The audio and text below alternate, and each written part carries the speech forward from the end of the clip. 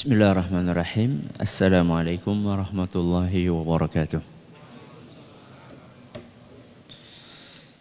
Alhamdulillahi wa kafa. Wassalatu wassalamu ala rasulihil mustafa wa ala alihi wa sahbihi wa man iqtafa, amma ba'd. Kita panjatkan puja dan puji syukur kehadirat Allah tabaraka wa ta'ala. Pada kesempatan malam yang berbahagia kali ini, kita masih kembali diberi kekuatan, kesehatan, hidayah serta taufik dari Allah Jalla wa'ala, sehingga kita bisa kembali menghadiri pengajian rutin tafsir kita ini di Masjid Agung Darussalam Purbalingga. Kita berharap semoga Allah Subhanahu wa ta'ala berkenan untuk melimpahkan kepada kita semuanya ilmu yang bermanfaat, sehingga bisa kita amalkan sebagai bekal untuk menghadap kepada Allah Jalla wa'ala. Amin. Salat dan salam semoga senantiasa tercurahkan kepada junjungan kita Nabi besar Muhammad sallallahu alaihi wasallam, kepada keluarganya, sahabatnya, dan umatnya yang setia mengikuti tuntunannya hingga akhir nanti. Pembahasan terakhir kita ayat yang keberapa? Ayat yang ke-15. Berarti sekarang ayat yang ke-16. Di ayat ke-16 ini kita butuh mikir. Butuh apa? Mikir. Loh, apa kemarin-kemarin enggak mikir, Ustaz? Ya mikir, cuman ini mikirnya lebih apa? Lebih dalam. Maka tolong disiapkan ya, bahwa ayat ini butuh kita pikir lebih dalam. Setelah di dua ayat sebelumnya Allah Subhanahu wa ta'ala mewanti-wanti kita supaya hati-hati dari api neraka. Fa'anzartukum naran taladza. Aku beri peringatan keras kepada kalian. Hati-hati dari api neraka yang menyala-nyala. Lalu di ayat yang ke-15 Allah menjelaskan, la yaslaha illal ashqa, bahwa yang masuk ke neraka adalah orang yang paling celaka. Orang yang paling celaka. Yang jadi masalah ada orang celaka tapi tidak sadar bahwa dia itu celaka. Maka perlu diperjelas sifat-sifatnya orang yang celaka ini apa. Supaya apa? Supaya jelas. Perlu diperjelas supaya kita berhati-hati. Jangan sampai kita memiliki sifat-sifat itu. Ayat yang ke-16 inilah penjabaran, penjelasan lebih gamblang lagi orang-orang yang celaka itu siapa sebenarnya. Di sini tidak disebutkan namanya, tapi disebutkan apa? Sifatnya. Dan bisa jadi sifat ini akan dimiliki oleh orang bukan hanya di zaman saat Al-Quran turun saja, yaitu di zaman Rasul SAW. Bahkan sampai akhir zaman mungkin saja sifat-sifat ini ada dalam para manusia yang ada saat itu. Dua sifat yang Allah sebutkan dalam ayat yang ke-16. Apa? Kata Allah, alladzi kadzdzaba wa tawalla. Ahli neraka itu adalah satu, alladzi kadzdzaba, orang yang mendustakan. Ini sifat yang keberapa? Pertama. Sifat yang kedua, wa tawalla. Sifat yang kedua, orang tersebut berpaling. Yang pertama apa tadi? Mendustakan. Yang kedua, berpaling. Ini masih global. Mendustakan apa? Enggak disebutkan di situ. Berpaling dari apa? Juga enggak disebutkan. Apa yang mendustakan dan apa yang berpaling juga belum disebutkan. Maka dari situlah kemudian para ulama kita menjelaskan maksud dari mendustakan itu apa, maksud dari berpaling itu apa. Itulah pentingnya membaca Al-Quran dan hadis Nabi SAW dengan bimbingan para ulama. Memahami Al-Quran, memahami hadis Rasul SAW perlu dengan bimbingan para ulama. Ulama yang paling tinggi levelnya setelah para nabi dan para rasul adalah para sahabat. Kemudian muridnya para sahabat siapa? Para tabi'in. Muridnya para tabi'in siapa? Para tabi'ut tabi'in. Terus ulama-ulama sesudah mereka. Apa yang dijelaskan oleh para ulama kita maksud dari mendustakan ini?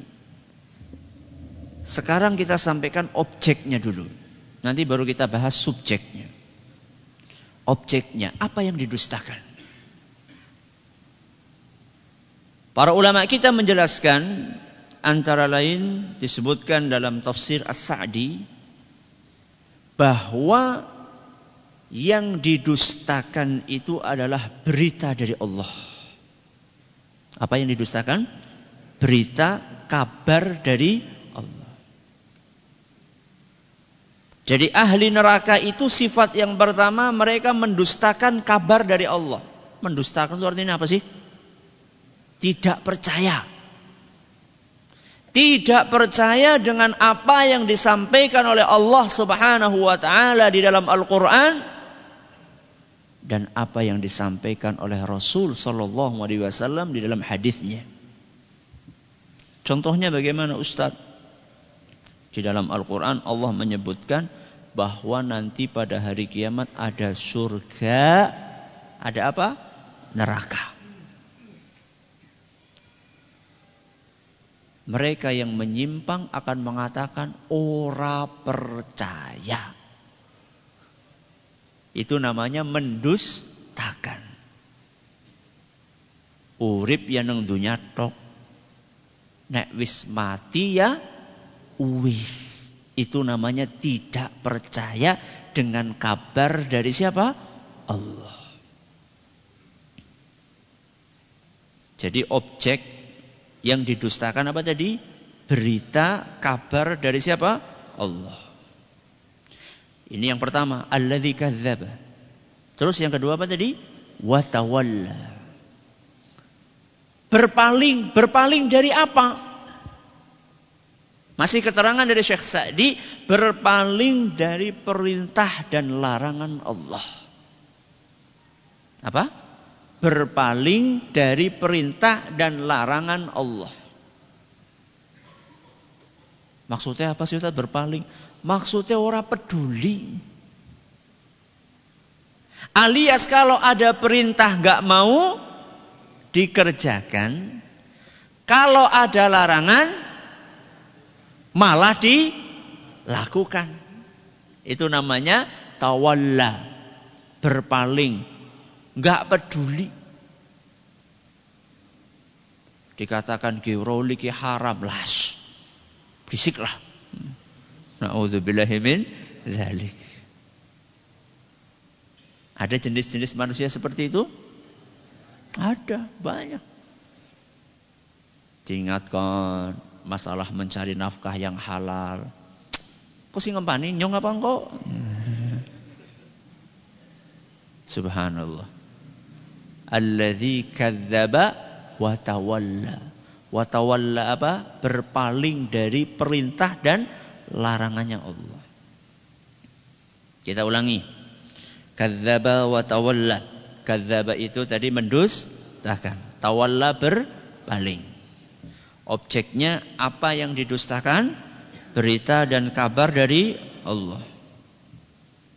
Berpaling dari apa tadi?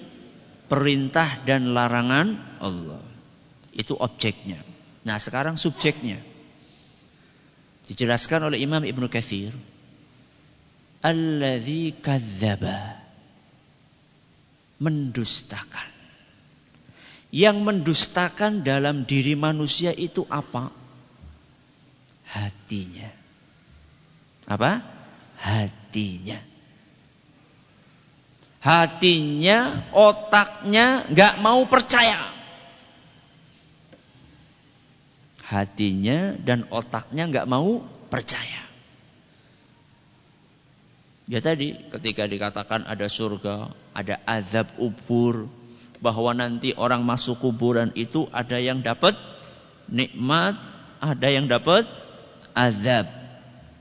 Jadinya apa? Ora percaya. Otak saya nggak bisa menerima. Orang sudah meninggal kok disiksa. Ya ora kerasa. Otaknya ini nggak mau nerima.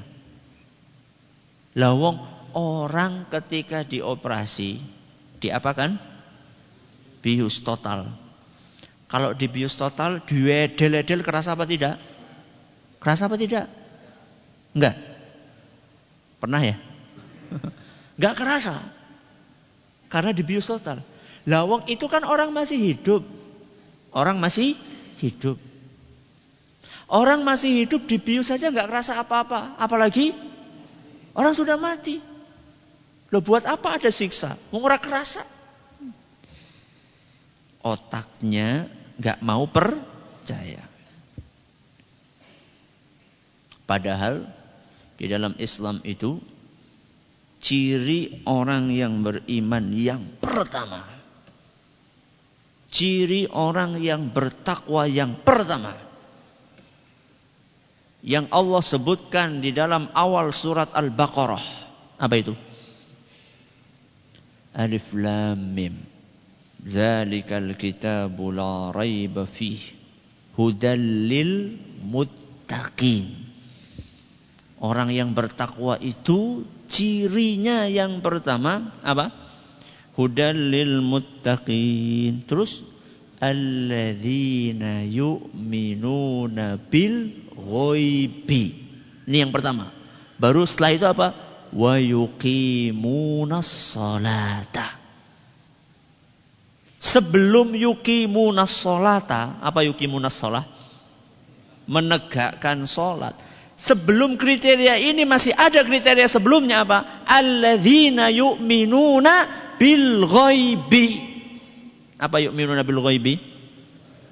Percaya dengan hal-hal yang gaib. Gaib itu apa sih? Sing ora keton. Yang dikabarkan di dalam Al-Quran, dalam Sunnah.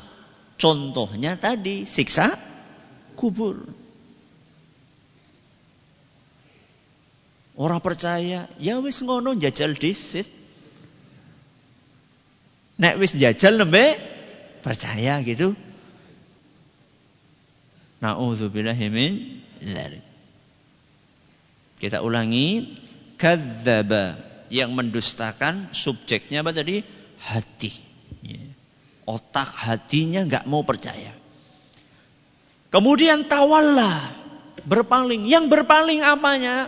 Yang berpaling anggota tubuhnya. Sirahe kon sujud ora gelem. Itu namanya berpaling. Tangannya disuruh ngerogoh sak. Terus ngerogoh tok. Suruh masukkan ke saku terus mengeluarkan duit, membayarkan zakat, enggak mau. Anggota tubuhnya ini berpaling, enggak mau patuh dengan perintah Allah Subhanahu wa taala. Kakinya disuruh Allah Subhanahu wa taala untuk berjalan kemana? Masjid. Jarene kesel. Padahal baru pulang mendaki Gunung Slamet. Berapa kilo? Dari sini berapa kilo? Mana? Mapala. Mahasiswa pencinta alam. Gak apa-apa, boleh. Ya. Berapa kilo dari sini ke Gunung Slamet? Berapa? 20. Masjidnya berapa kilo? Berapa kilo masjidnya? 5 meter. Bisa mendaki Gunung Slamet 50 kilo. Padahal jalannya apa? Nanjak. Berjalan ke masjid berapa meter? 5 meter. Jalannya mudun. Gak mau. Tawallah. Berpaling. Apanya yang berpaling? Anggota tubuhnya. Kita ulangi. Subjek. Kalau tadi kita bicara apa? Objek. Alladzi kadzdzaba. Kadzdzaba subjeknya adalah hati. Ya, termasuk otak juga. Tawalla apa subjeknya? Anggota badan. Ya. Jadi dari ayat ini, yaitu surat Al-Lail ayat keberapa? 16, kita tahu bahwa yang menyebabkan orang masuk ke neraka 2. Pemahaman yang menyimpang dan amalan yang menyimpang. Apa? Pemahaman yang menyimpang dan amalan yang menyimpang. Pemahaman ya tadi dari hati, dari otak yang tidak mau percaya. Akhirnya pemahamannya menyimpang. Amalan menyimpang dari mana? Tadi tubuhnya nggak mau patuh. Diatur sama Allah Subhanahu wa taala nggak mau. Disuruh sholat 5 waktu nggak mau. Malah bikin aturan amalan sendiri. Ya. Jadi orang masuk neraka itu karena pemahaman yang menyimpang dan karena amalan yang menyimpang.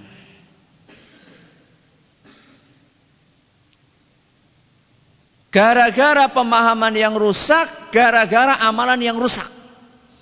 Makanya penghuni neraka ketika di dunianya itu kabehan rusak. Pemahamannya rusak, pemahamannya rusak, amalannya juga rusak. Hatinya rusak, otaknya rusak, anggota tubuhnya juga rusak. Wah, anggota tubuhnya rusak, orang rusak. Lah kayak wongnya ganteng-ganteng, Ustaz. Bukan rusak secara fisik ya. Maksudnya adalah rusaknya anggota tubuh ini, anggota tubuh tersebut nggak mau patuh kepada aturannya siapa? Allah.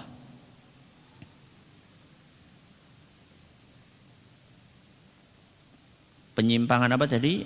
Pemahaman dengan penyimpangan amalan.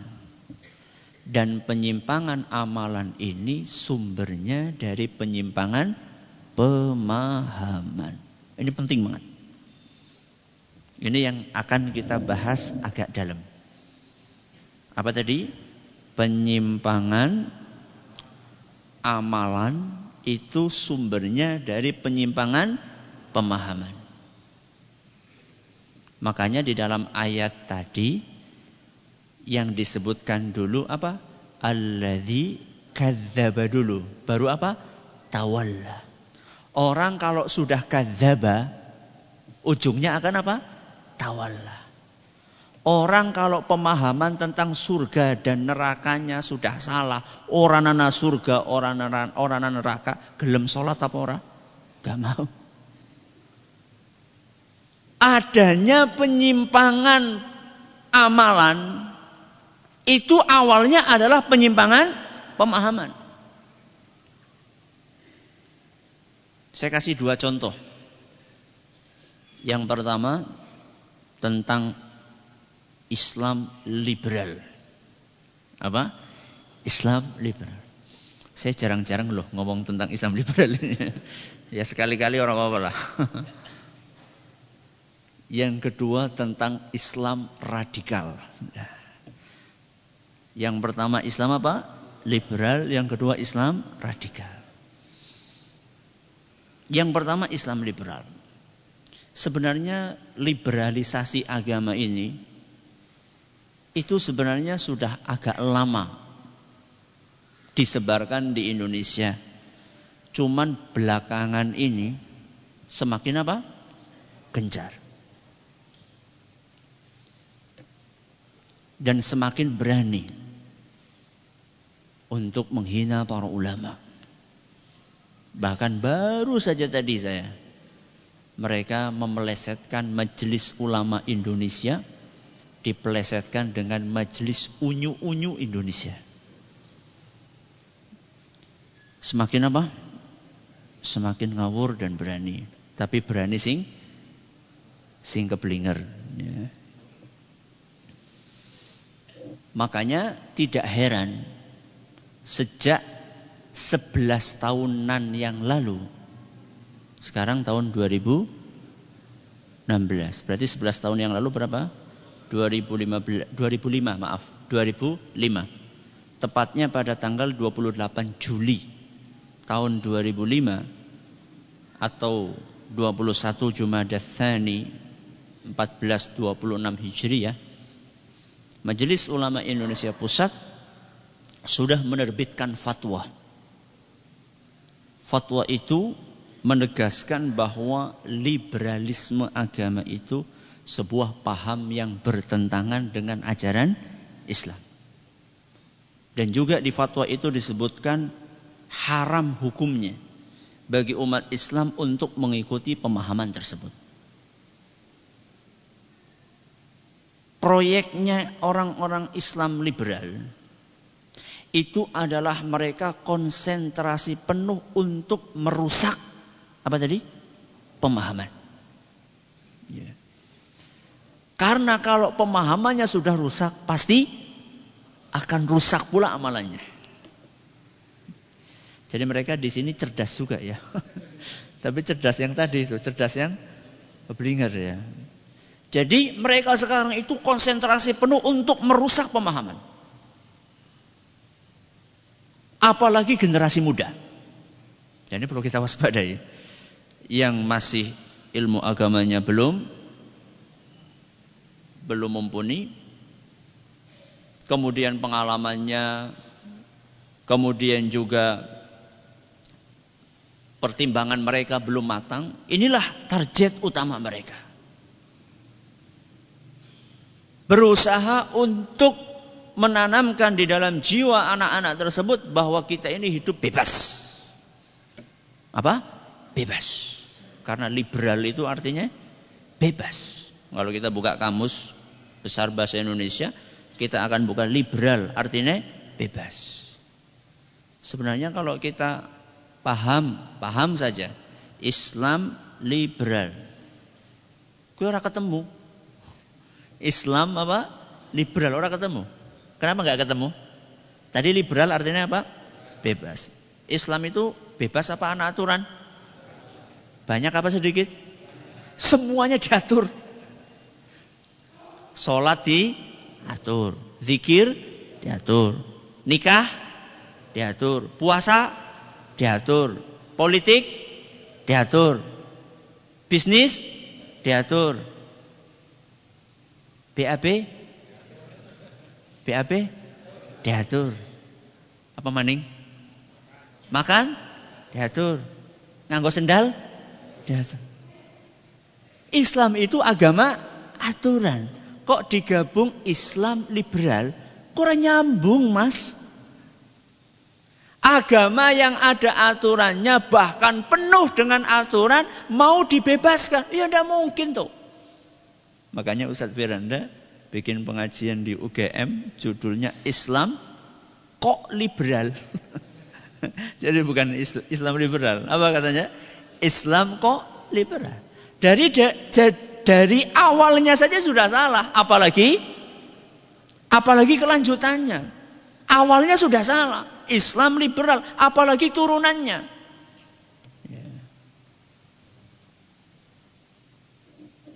Dan ketika seseorang itu rusak pemahamannya, pokoknya isinya pengennya bebas. Maka pasti nanti ujungnya amalannya juga rusak.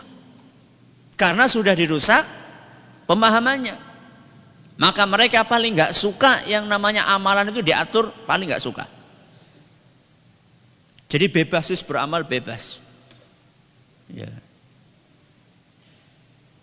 Wis rasa ribut-ribut. Kalau mereka paling gak suka misalnya ini membicarakan ini bid'ah, ini apa? Sunnah, ini syirik, ini tauhid, itu paling orang demen. Wis saling apa? Menghormati baik. Jangankan amalan, agama saja menurut mereka bebas. Karena menurut mereka agama itu semuanya sama. Tidak boleh kita itu mengklaim agama kita yang benar, agamanya orang lain salah. Nanti semua orang pemeluk agama ini akan ketemu di mana? Surga, akan bertetangga. Ya.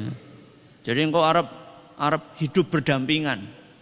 Bahkan ada di antara mereka mengatakan surga itu jangan dimonopoli sama orang Islam. Katanya apa? Mbok kesel nyapu surga. Katanya takutnya capek nanti di surga orang Islam. Kan kita butuh orang lain untuk nyapu surga. Ya Allah mas, surga gue orang sampah. Surga itu gak ada sampah. Gak perlu apa? Nyapu.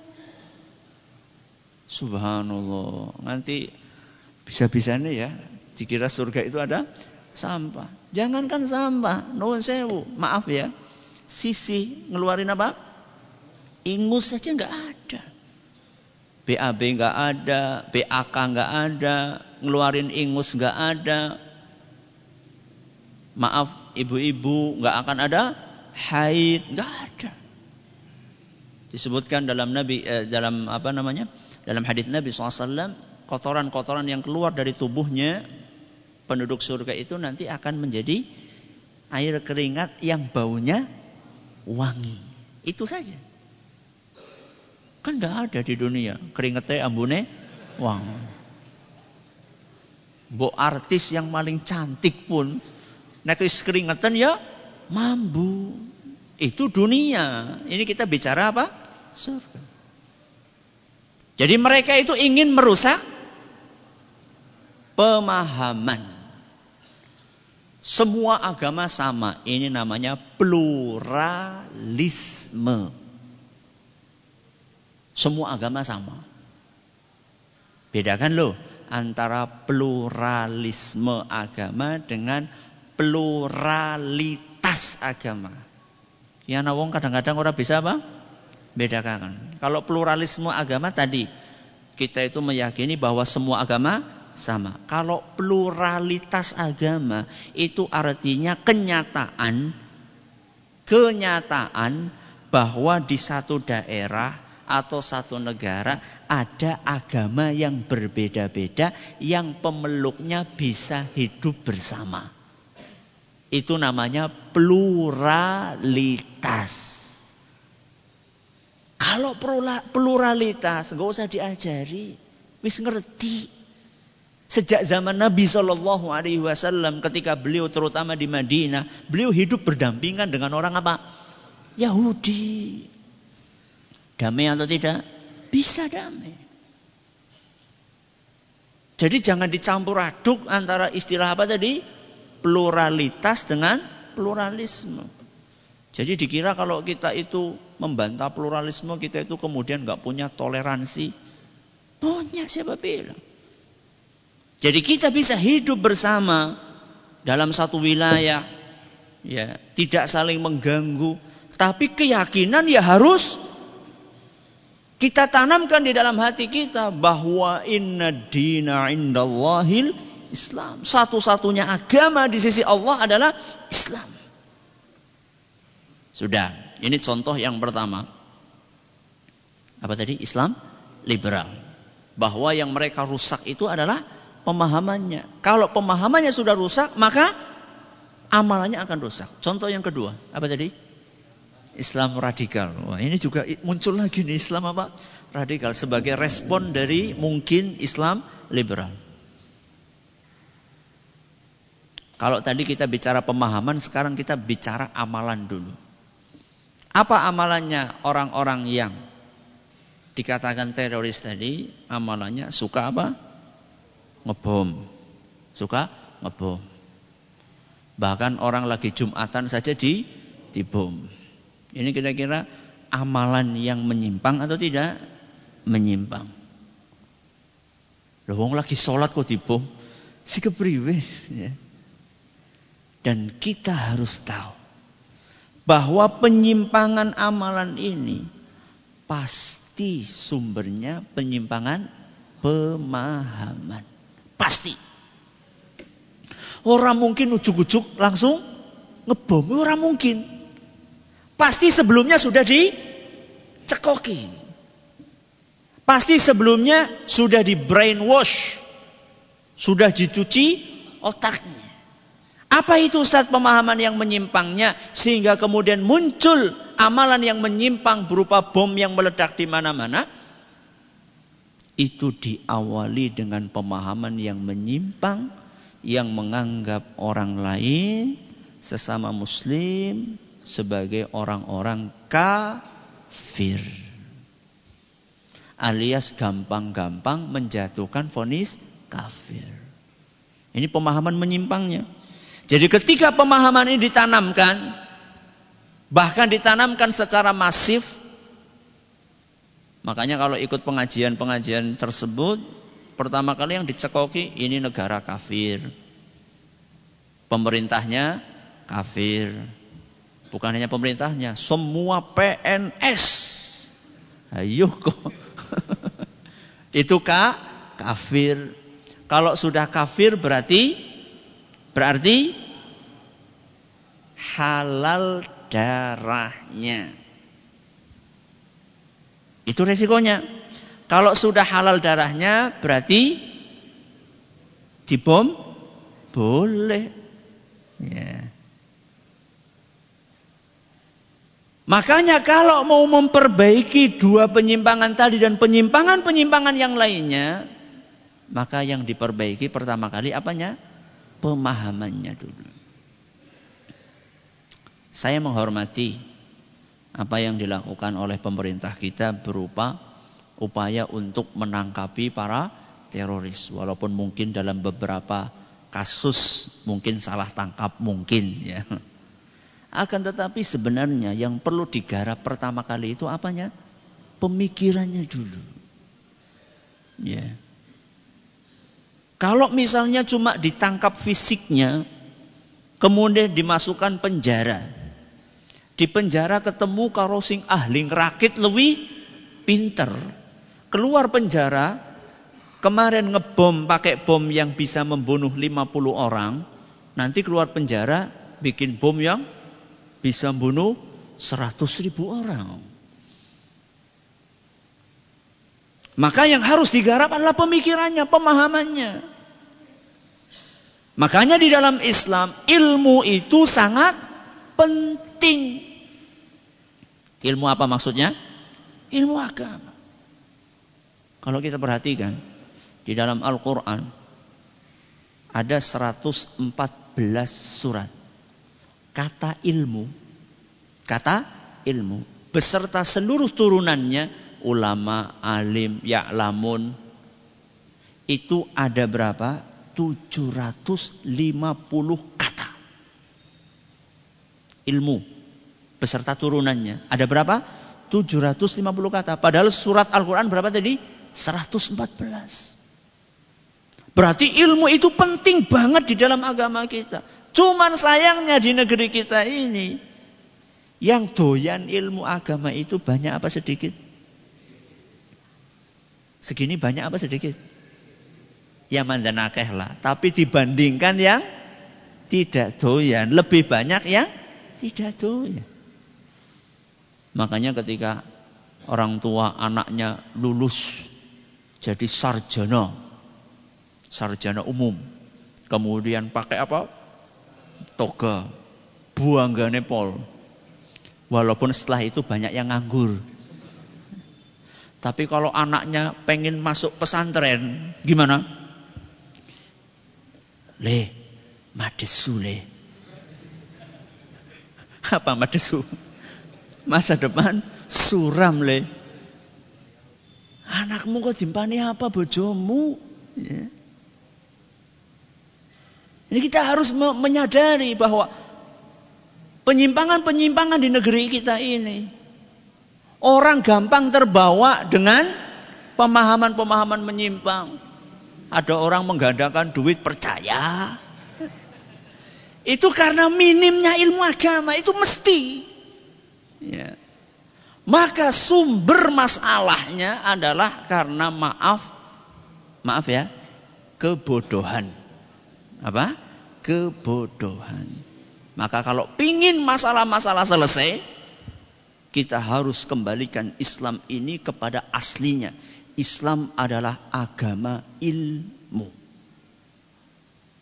Alias Islam itu menghormati ilmu dan menganjurkan pengikutnya untuk rajin mencari ilmu. Sebagian orang tua anaknya untuk les pelajaran-pelajaran eksak. Sebulan bayar berapa? 300.000. Nggo TPQ bayar pira? Gratis orang mangkat. Ini saya bicara kenyataan atau tidak? Kenyataan. Kayak gitu pengen anaknya solehah. Sampai di sini pengajian. Waktunya sudah habis. Jadi inti pengajian kita, sifat penghuni neraka itu atau penghuni neraka itu rusak dari minimal dua sisi. Rusak apanya tadi? Pemahamannya, rusak amalannya. Dan amalan yang rusak itu sumbernya dari pemahaman yang rusak. Pemahaman yang rusak itu diperbaiki dengan ilmu agama. Semoga bermanfaat. Terima kasih atas perhatiannya. Mohon atas segala kurangnya kita tutup dengan membaca subhanakallahumma wa bihamdika asyhadu an la ilaha illa anta astaghfiruka wa atubu ilaik. Assalamualaikum warahmatullahi wabarakatuh.